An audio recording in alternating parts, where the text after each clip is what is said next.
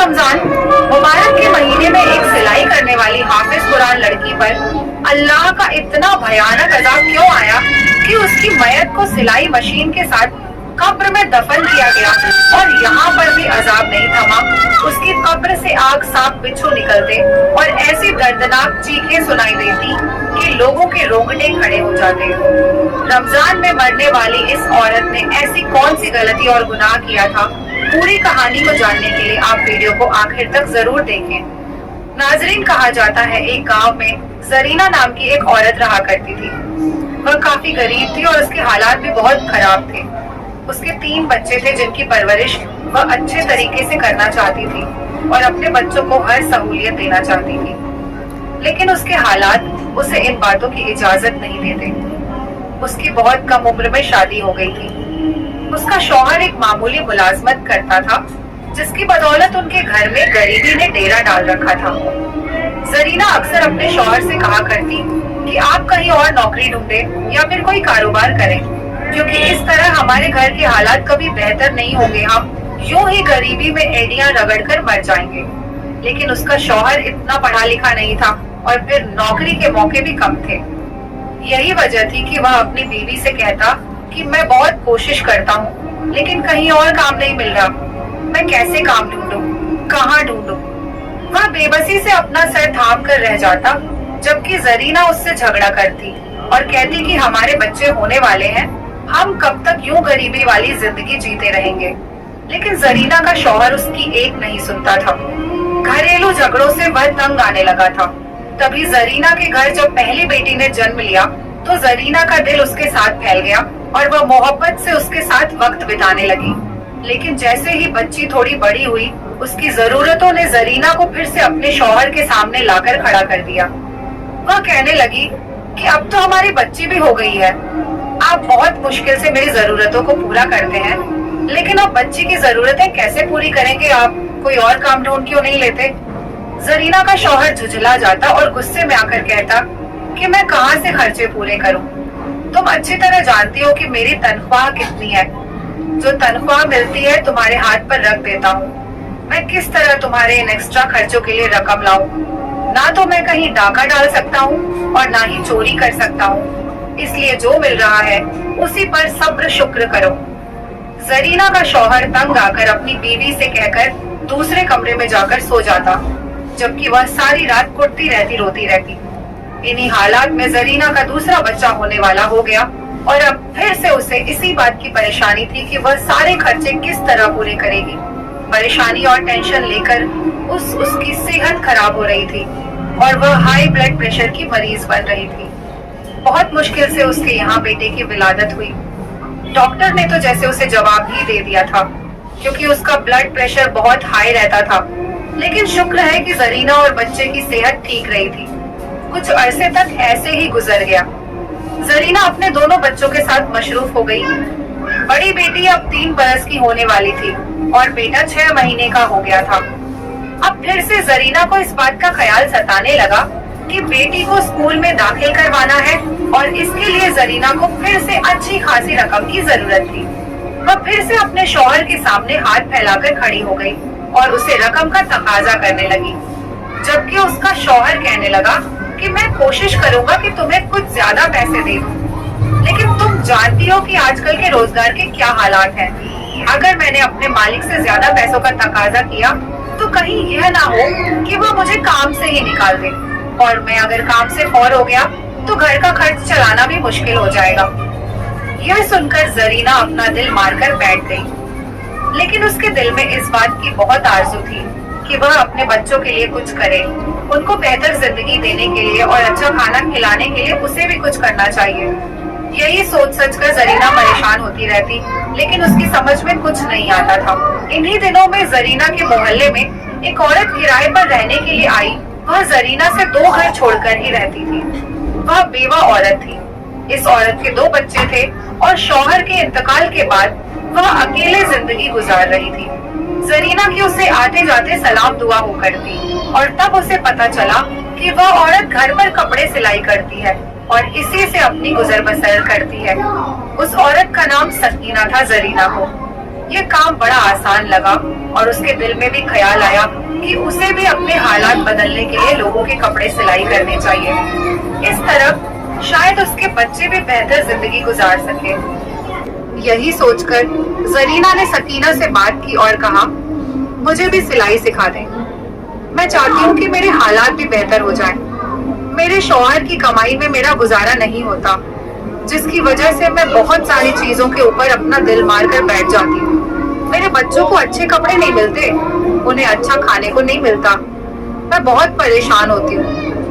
آپ اگر مجھے بھی سلائی سکھا دیں گی تو مہربانی ہوگی، شاید اس طرح میری بھی مشکل آسان ہو جائے۔ زرینہ نے جب سکینہ سے درخواست کی تو سکینہ نے فوراً رضامندی دے دی اور کہنے لگی، ارے یہ تو کوئی مشکل بات نہیں ہے، تم روز میرے پاس آیا کرو، مجھے پوری امید ہے کہ تم جلد ہی یہ کام سیکھ لو گی۔ اور یوں زرینہ نے سکینہ کے پاس جانا شروع کر دیا۔ وہ روزانہ بچوں کو اسکول بھیج کر سکینہ کے پاس آ جاتی۔ سکینہ کے بچے بھی اسکول چلے جاتے تھے اور وہ دونوں بیٹھ کر کپڑے سلائی کرتی۔ زرینہ دھیرے دھیرے کام سیکھ رہی تھی اور پھر بہت جلد اس کے کام میں بڑھوتری آتی گئی۔ اب تو وہ سکینہ کی مدد کے بنا بھی سوٹ سے سلنے لگی تھی۔ جس دن اس نے پہلی بار ایک سوٹ سلائی کیا، اس دن وہ بے حد خوش ہوئی اور خوشی خوشی اس نے اپنے شوہر کو بھی اس بارے میں بتایا۔ لیکن اس کے شوہر نے یہ بات سن کر کوئی خاص خوشی کا اظہار نہیں کیا، بلکہ کہنے لگا، ارے یہ سوٹ سل کر تم کتنے پیسے کما لو گی؟ مشکل سے تمہیں چند روپے ملیں گے۔ تم جانتی تو ہو کہ یہاں کے حالات کیسے ہیں، ہمارے جیسے ہی لوگ یہاں پر رہتے ہیں جو سلائی کے نام پر تمہیں چند روپے ہی دیں گے۔ زرینہ کے شوہر نے اس کا دل توڑ دیا، جس سے وہ چپ کی چپ رہ گئی۔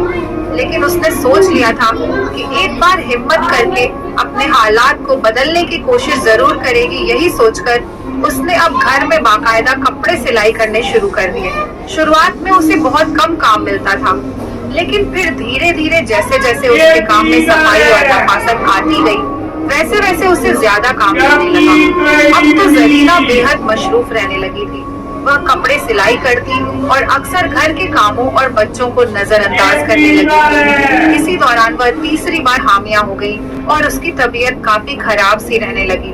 لیکن اس دوران بھی زرینہ نے سلائی کا کام نہیں چھوڑا، بلکہ وہ لگاتار کپڑے سلتی رہتی اور بچوں کو نظر انداز کر کے اپنے کام میں لگی رہتی۔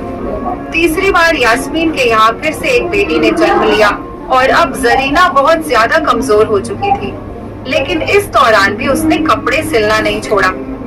زرینہ کی بڑی بیٹی اب بڑی ہو رہی تھی۔ بڑے دونوں بچے تو اسکول جاتے تھے اور ان کے سارے خرچ زرینہ ہی اٹھا رہی تھی، جبکہ اس کے شوہر کی معمولی سی تنخواہ میں گھر کا 2 وقت کا کھانا پورا کرنا ہی بہت بڑا کام تھا۔ سکینہ اب یہاں سے جا چکی تھی کیونکہ اس گھر کا کرایہ بڑھ چکا تھا اور سکینہ اتنا کرایہ نہیں دے سکتی تھی، اس لیے اس نے کہیں اور ایک سستا گھر کرائے پر لے لیا۔ زرینہ نے دن رات محنت مزدوری کر کے لوگوں کے کپڑے سلائی کر کے اور قسطیں ڈال کر ایک چھوٹا سا پلاٹ خرید لیا تھا۔ اس کا ارادہ تھا کہ جلد ہی اس پر ایک گھر تعمیر کیا جائے، کیونکہ وہ کرائے کے گھر سے تنگ آ چکی تھی اور اب اس جھنجھٹ سے نجات پانا چاہتی تھی، کیونکہ اس کے بچے بڑے ہو رہے تھے، ان کے خرچے بھی اسی حساب سے بڑھ رہے تھے۔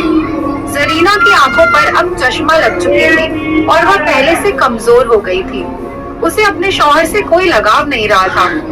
اس کا شوہر بھی محنت اور مزدوری کر کے رات کو تھکا ہوا آتا تھا اور زرینہ کی تھوڑی سی توجہ کے لیے ترستا تھا۔ اسی دوران رمضان کے روزے شروع ہو چکے تھے اور تبھی ایک دن نہ جانے کیا ہوا کہ زرینہ کی حالت بگڑنے لگی۔ اس کا سانس اکھڑنے لگا تھا اور وہ بے حد کمزوری محسوس کر رہی تھی۔ زرینہ نے اپنی طبیعت کو نظر انداز کیا اور مشین پر بیٹھ کر کپڑے سلتی رہی، لیکن کچھ ہی دیر گزری تھی کہ وہ بے چینی سے اپنے سینے کو ملنے لگی۔ ایسا لگ رہا تھا جیسے کوئی بھاری بوجھ اس کے سینے پر رکھا۔ اس نے اپنے سینے پر دباؤ محسوس کیا تو ایک دم گھبرا کر اٹھی اور پانی پینے کے لیے کچن کی طرف گئی۔ اس کے تینوں بچے اندر کمرے میں سو رہے تھے کیونکہ انہیں صبح سحری کے لیے اٹھنا تھا، جبکہ زرینہ سحری تک جاگتی رہتی تھی اور کپڑے سلتی رہتی تھی۔ اس وقت جب وہ کچن میں آئی تو پانی کا گلاس ہاتھ میں اٹھایا اور جیسے ہی ہونٹوں سے لگایا، اچانک اس کے ہاتھوں سے جان نکل گئی اور وہ زمین پر گر پڑی۔ نہ جانے کتنی دیر تک وہ اسی حالت میں پڑی رہی۔ جب اس کے شوہر کی آنکھ کھلی تو وہ پانی پینے کے لیے کچن میں آیا اور وہاں زرینہ کو زمین پر پڑا دیکھ گھبرا گیا۔ اس نے زرینہ کو ہلایا دھلایا اور آوازیں دینے لگا، لیکن زرینہ کی روح پہلے ہی اپنے آخری سفر پر روانہ ہو چکی تھی۔ زرینہ کا شوہر بے حد پریشان ہو گیا۔ وہ سوچ بھی نہیں سکتا تھا کہ زرینہ اچانک اسے چھوڑ کر چلی جائے گی۔ اس نے دیوانوں کی طرح اسے آوازیں دی، لیکن سب بیکار رہا۔ زرینہ مر چکی تھی اور اس وقت مری ہوئی حالت میں کچن میں گری ہوئی تھی۔ اس کے شوہر نے بہت مشکل سے اسے اٹھا کر چارپائی پر لٹایا۔ باپ کی چیخ پکار سن کر اس کے تینوں بچے بھی جاگ گئے تھے۔ انہیں تو اس بات کی خبر ہی نہیں تھی کہ ان کا کتنا بڑا نقصان ہو گیا ہے۔ ان کی ماں اس دنیا سے رخصت ہو چکی تھی، لیکن وہ اس سچائی سے انجان تھے۔ جب انہوں نے اپنی ماں کو مرا ہوا دیکھا تو تینوں رونے لگے، تڑپنے لگے۔ ماں کو یاد کر کے ان کے آنسو بہنے لگے۔ چیخا پکار کی آواز سن کر محلے والے بھی جاگ چکے تھے اور زرینہ کے گھر آ کر معاملے کی جانکاری لینے لگے۔ جب انہیں پتا چلا کہ زرینہ مر چکی ہے تو ہر کوئی حیرانی اور صدمے میں تھا۔ زرینہ کا یوں اچانک چلے جانا کسی کے لیے بھی یقین کے قابل نہیں تھا۔ حیرانی حد سے زیادہ تھی۔ زرینہ کے عزیز رشتہ داروں کو خبر دی جا چکی تھی۔ کچھ ہی گھنٹوں میں سب لوگ جمع ہو گئے تھے۔ زرینہ کے جنازے کا اعلان جوہر کی نماز کے ساتھ کیا گیا تھا۔ گھر مہمانوں سے بھر چکا تھا۔ محلے والے بھی یہیں موجود تھے اور زرینہ کی تعریفوں میں مشغول تھے۔ ہر کوئی اس کی اچھائیوں کو یاد کر رہا تھا۔ ارے زرینہ تو اتنی اچھی تھی کہ اس نے کبھی اپنے حالات کی تنگی کا رونا نہیں رویا۔ وہ محنت مزدوری کر کے اپنے شوہر کا برابر ساتھ دے رہی تھی۔ دن رات سلائی کرتی اور پیسہ جوڑتی تھی۔ وہاں موجود ہر عورت کی زبان پر اسی طرح کے الفاظ تھے۔ ہر کوئی زرینہ کو اپنے اپنے لفظوں میں یاد کر رہا تھا۔ اس کے تینوں بچے اس وقت سہمے ہوئے تھے اور جیسے انہیں اپنی ماں کی موت کا یقین ہی نہیں ہو رہا تھا۔ زرینہ کا شوہر بھی گہرے صدمے میں تھا۔ محلے کے کچھ لوگ اس کے ساتھ ہمدردی جتا رہے تھے۔ وہ سر جھکائے بیٹھا تھا اور اپنی گزری ہوئی زندگی کے بارے میں سوچ رہا تھا۔ تبھی زرینہ کو غسل دینے کے لیے ایک عورت آ چکی تھی اور اسے غسل دیا جا رہا تھا۔ غسل دینے کی کچھ دیر بعد سب کو زرینہ کا آخری دیدار کروایا گیا۔ اس وقت زرینہ کے چہرے پر بڑی معصومیت تھی۔ ایسا لگ رہا تھا جیسے وہ سو رہی ہو۔ کہیں سے بھی ایسا نہیں لگ رہا تھا کہ اس کی روح اس کے جسم سے جدا ہو چکی ہے۔ تبھی جنازے کو اٹھانے کا وقت ہو گیا۔ 4 لوگ اسے اٹھانے کے لیے آگے بڑھے، جن میں زرینہ کا شوہر بھی شامل تھا۔ لیکن جیسے ہی انہوں نے جنازہ اٹھانے کی کوشش کی، وہ حیران رہ گئے۔ جنازہ بہت بھاری ہو چکا تھا۔ ایسا لگ رہا تھا جیسے ہزاروں من وزن اس چارپائی پر رکھا۔ وہ چاروں لوگوں نے ایک دوسرے کی طرف حیرت سے دیکھا، کیونکہ جنازہ اپنی جگہ سے ہلا تک نہیں تھا۔ انہوں نے دوبارہ ایک دوسرے کو اشارہ کیا اور پھر سے کلمہ شہادت پڑھتے ہوئے چارپائی اٹھانے کی کوشش کی، لیکن پھر وہی ہوا۔ چارپائی اپنی جگہ سے ہلی تک نہیں، بلکہ ایسا لگ رہا تھا جیسے بہت سے لوگ مل کر بھی اسے نہیں اٹھا پائیں گے۔ زرینہ کے شوہر نے باہر سے 2-3 اور لڑکوں کو بلایا اور ان سے مدد کرنے کو کہا۔ وہ لڑکے بھی آ کر جنازہ اٹھانے لگے، لیکن اب کی بار پھر سے وہی معاملہ سامنے آیا۔ زرینہ کی میت ہل بھی نہیں رہی تھی، بلکہ اب تو ایسا محسوس ہو رہا تھا جیسے یہ منووجن کی ہو گئی ہو۔ اب معاملہ سنگین ہو چکا تھا۔ وہاں موجود عورتیں آپس میں باتیں کرنے لگی۔ ارے میت اتنی بھاری کیوں ہو گئی؟ کیا زرینہ اتنی گنہگار تھی کہ اس کے گناہوں کا بوجھ اس کی میت میں شامل ہو گیا؟ اب میت کیسے اٹھے گی؟ ہر کوئی اپنے اپنے انداز میں تجربہ کر رہا تھا۔ زرینہ کا شوہر بھی بے حد پریشان تھا۔ وہ چاہتا تھا کہ لوگ اس طرح کی باتیں نہ کریں۔ اس نے سب کو چپ کرانے کی کوشش کی، لیکن وہاں موجود عورتوں کی زبان رک نہیں رہی تھی۔ سب کے چہروں پر پریشانی تھی، کیونکہ کسی کو سمجھ نہیں آ رہا تھا کہ اب میت کو دفنانے کے لیے کیسے لے جایا جائے۔ تبھی مجمع میں سے ایک بزرگ اللہ والا شخص آگے آیا۔ اس نے حالات کے بارے میں پوچھا تو زرینہ کے شوہر نے اسے ساری کہانی بتائی۔ یہ سن کر بزرگ کہنے لگے، یقیناً زرینہ نے اپنی زندگی میں کوئی ایسا گناہ کیا ہے جس کی وجہ سے آج یہ معاملہ پیش آ رہا ہے۔ جب تک اس مسئلے کو حل نہیں کیا جائے گا تب تک اس کی میت نہیں اٹھے گی۔ یاد کرنے کی کوشش کرو کہ زرینہ اپنی زندگی میں کون سا ایسا کام کرتی تھی जिस की वजह से ये सब हैरान हो रहा है। बुजुर्ग की यह बात सुनकर जरीना का शौहर सोच में पड़ गया, लेकिन उसे कुछ समझ नहीं आ रहा था कि आखिर ऐसा कौन सा गुनाह हो सकता है जिस पर जरीना की पकड़ हो गई थी। जरीना के बच्चे भी एक कोने में सहमे हुए खड़े थे। वे हैरानी से कभी अपने पिता की तरफ देखते और कभी सदमे में माँ की मयत की तरफ। उन्हें भी इस हालात की कोई समझ नहीं आ रही थी। तभी कुछ देर सोचने के बाद जरीना का शौहर कहने लगा, ए अल्लाह वाले नेक बुजुर्ग, जरीना तो बहुत अच्छी थी, घरेलू मामलों में भी ठीक थी और आजकल वह कपड़े सिलाई करके घर का खर्चा पूरा कर रही थी। उसने मेरा बहुत बोझ बांट लिया था। जिन चीजों को मैं पूरा नहीं कर सकता था, उसने खुद मेहनत करके बच्चों के लिए वे चीजें मुहैया कराना शुरू कर दिया था। वह मेरा घर का आधा बोझ उठा चुकी थी और मुझे कई परेशानियों से बचा चुकी थी। लेकिन उसके अंदर एक बहुत बुरी आदत थी। जब वह सिलाई करने बैठती थी तो फिर अगर मैं उसे पुकारता या अपनी किसी जरूरत के लिए उसे कोई काम कहता तो वह सुनती ही नहीं थी। कि उसे इस बात की परवाह ही नहीं होती थी कि शायद उसके शौहर को उससे कोई काम हो सकता है या उसे किसी चीज की जरूरत हो सकती है। वह अपने काम में लगी रहती और अक्सर मुझे भुला देती थी। जब से उसने सिलाई का काम ज्यादा पकड़ लिया था, वह मेरे करीब बैठती ही नहीं थी। वह मेरे हक अदा नहीं करती थी, बल्कि अपनी सिलाई को तरजीह देती थी। हमें न जाने कितना अरसा हो गया है कि हमने एक दूसरे से हंसकर बात भी नहीं की। जब मैं घर आता था तो खुद ही अपने लिए खाना निकाल कर खा लेता था और सो जाता था। मैं उसका इंतजार करता रहता, लेकिन वह मेरे पास आती ही नहीं थी। वह अपने काम में इतनी डूबी थी कि उसे यह तक याद नहीं रहता था कि उसका एक शौहर भी है। अब तो बच्चों को भी नजरअंदाज करने लगी थी, बहुत कम। वह बच्चों की तरफ ध्यान देती और उनकी बातें सुनती थी। शायद इसी वजह से अल्लाह ताला ने उस पर यह अजाब दिया है। बेशक वह अपना काम करती रहती, लेकिन उसे शौहर के हुकूक का ख्याल रखना चाहिए था। वह अपने शौहर के हक का पूरी तरह भुला चुकी थी और अपने काम को ही सब कुछ बना लिया था।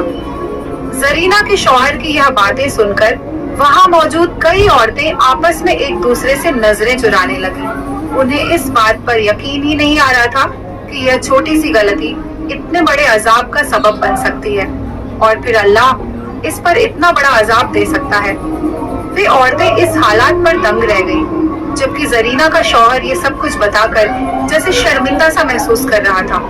तभी अल्लाह वाले बुजुर्ग आगे बढ़े और जरीना के शौहर के कंधे पर हाथ रखकर कहने लगे, बेटा, अब वह इस दुनिया से गुजर चुकी है। उसने जो कुछ भी किया उसे उसकी सजा मिलेगी, लेकिन इस वक्त मामला यह है कि उसकी तदाफीन दफनाने का इंतजाम किया जाए और उसे यहाँ से कब्रिस्तान ले जाया जाए। मैं तुमसे दरख्वास्त करता हूँ कि एक बार अपनी बीवी को माफ कर दो। उसने जो कुछ भी तुम्हारे साथ किया, उसकी सारी गलतियों और खताओं को भुलाकर खुले दिल से उसे माफ कर दो, ताकि उसकी मयत को यहाँ से ले जाकर उसे दफन किया जा सके। वाकई अल्लाह ताला उसे उस अमल की सजा जरूर देगा जिसकी वजह से उसने तुम्हें नजरअंदाज किया और अपने शौहर को पूरी तरह भूल गई। अल्लाह वाले बुजुर्ग की यह बात सुनकर जरीना के शौहर ने कहा, मेरे बुजुर्ग, मैं अपनी बीवी को अल्लाह की रजा के लिए माफ करता हूँ। उसने जो कुछ भी मेरे साथ किया, मैंने वह सब भुला दिया। अल्लाह उसे माफ करे और उसकी अगली मंजिलें आसान करे। यह कहकर अल्लाह वाले बुजुर्ग ने मुस्कुराते हुए वहाँ मौजूद सब मर्दों से कहा, ठीक है, अब आप लोग मयत को उठाइए और कब्रिस्तान की तरफ रवाना हो। पहले तो सब झिझक रहे थे कि ना जाने अब भी मयत उठेगी या नहीं, लेकिन फिर सबने आगे बढ़कर चारपाई को हाथ लगाया तो वह ऐसे उठ गई जैसे फूलों जितनी नाजुक हो।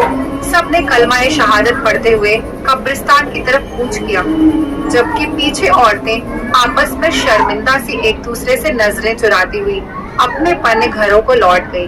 दोस्तों, इस वाक्य से संबंधित आप लोगों की जो भी राय है कमेंट बॉक्स में जरूर बताइएगा।